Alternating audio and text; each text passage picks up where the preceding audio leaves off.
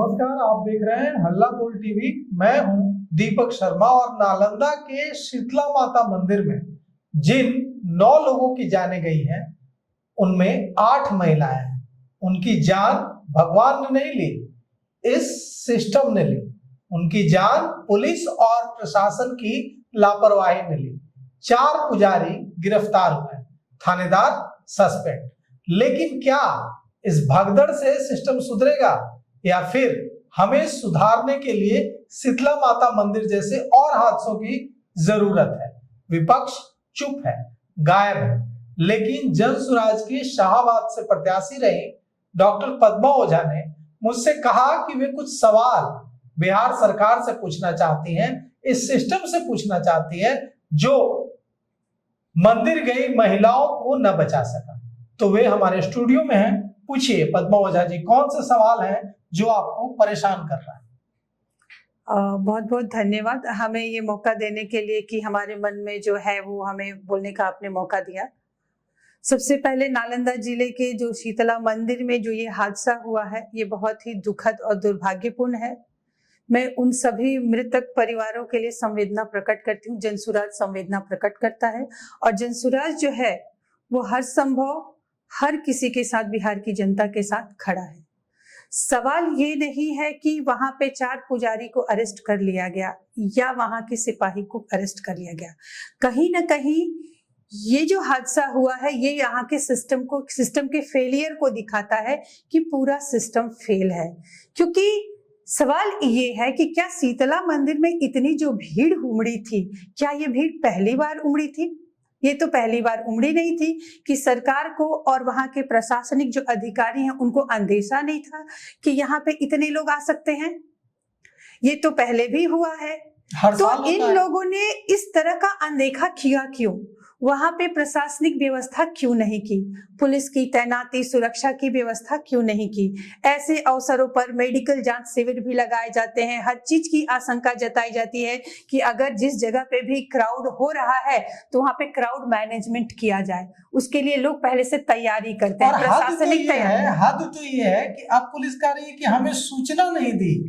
सूचना कौन देगा? क्या वो पुलिस वहां पहली बार, बिहार में पहली बार आई है? उस स्थान में जो है वो क्या कहीं दूसरे ग्रह से लोग वहां पे आए हुए हैं? जो पुलिस व्यवस्था वहां पे है, जो वहां चला रही है, वो दूसरे ग्रह से आई हुई है क्या?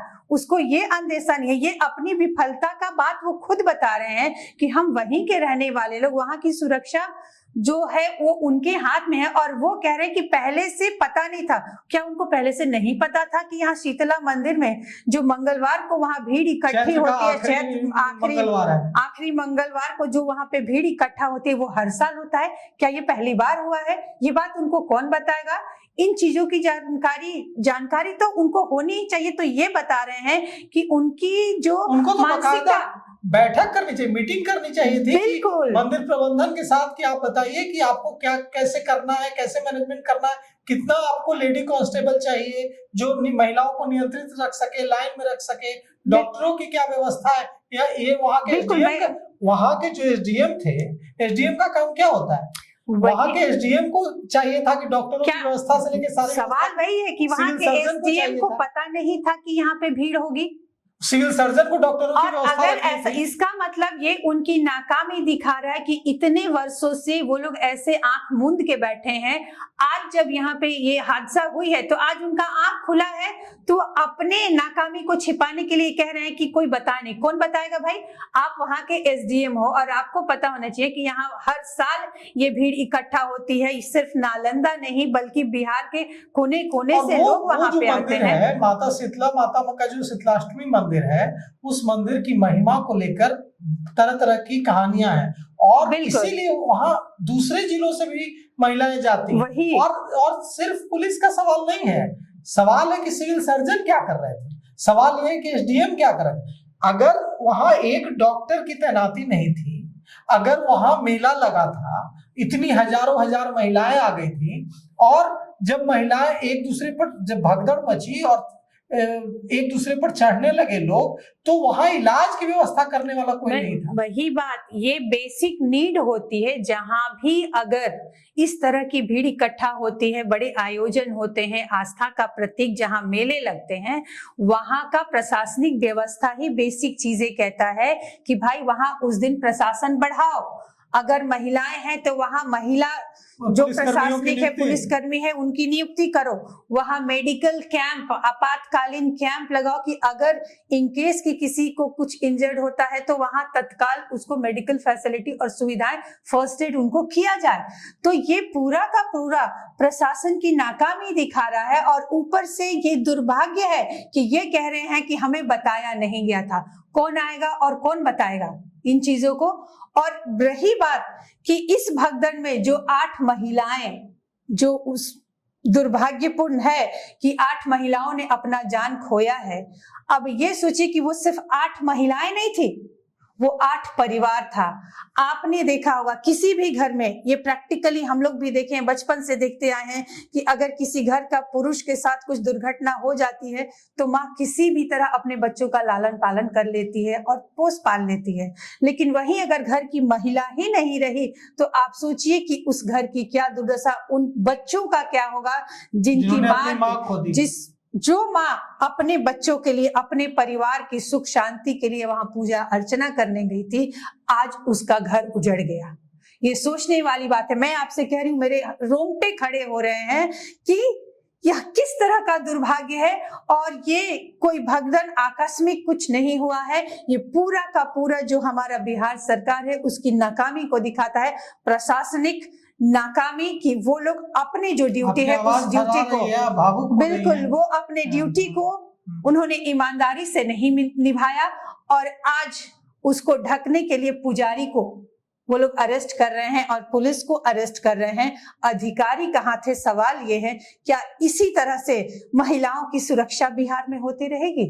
महिलाओं की बात आती है तो हमारे दिमाग में कई सारी चीजें चलने लगती है कि जिस बिहार में नीतीश जी 50% महिला को आरक्षण दे करके रखे हैं, आरक्षण किस बात की?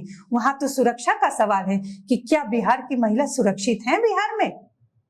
ये सबसे बड़ा सवाल है हमारे जो सरकार है, उन सरकार से, वहां के प्रशासन से कि किस तरह की सुरक्षा वो महिलाओं को दे रहे हैं। लालच है, देखिए लालच क्या है। अभी जो 4 पुजारियों की गिरफ्तारी हुई है उसमें जो चीजें सामने आई हैं, गिरफ्तारी की वजह यह है कि जब सीसीटीवी कैमरे खंगाले गए तो पता चला कि ये पुजारी पैसे लेकर और लाइन तोड़कर, जो पैसा दे रही थी महिलाएं, उनको लाइन तोड़कर अंदर ले जा रहे थे, और जिसकी वजह से लाइन में खड़ी महिलाओं का और सब्र टूटा और भगदड़ मची। तो ये कहीं ना कहीं ये पुजारी और जो वहाँ का जो प्रबंधन है, मंदिर का प्रबंधन भी उनमें दोषी है, प्रशासन के साथ है। बिल्कुल, आप मानवता आस्था के प्रतीक इतने बड़े माता की जो महिमा है और लोग वहां पे पूजा अर्चना कर अपने बाल बच्चे, अपने परिवार के भविष्य की कामना करने आए हैं कि सुख संपन्न हो, और यहाँ पे पुजारी जो कि लोगों को सज्जनता का पाठ पढ़ाना चाहिए, मानवता का पाठ पढ़ाना चाहिए, वो यहाँ पे इस तरह का व्यवहार कर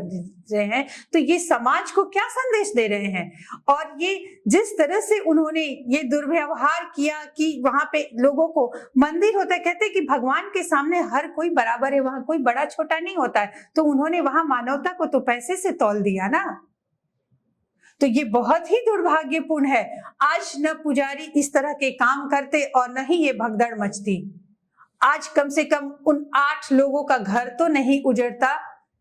ये हमारे सिस्टम और सरकार की जो नाकामी है, ये चीख चीख कर कह रही है कि बिहार जो है वो सिर्फ, बिहार के जो हमारे सुशासन बाबू हैं जो कह रहे हैं कि मतलब महिलाओं को तो हम बहुत सुरक्षा दिए, और महिलाओं ने जो उनको जिताया और उन्होंने महिलाओं को भी ठगा। यहाँ पर सवाल इसी का नहीं है, सवाल इसका नहीं है कि मुख्यमंत्री कौन है।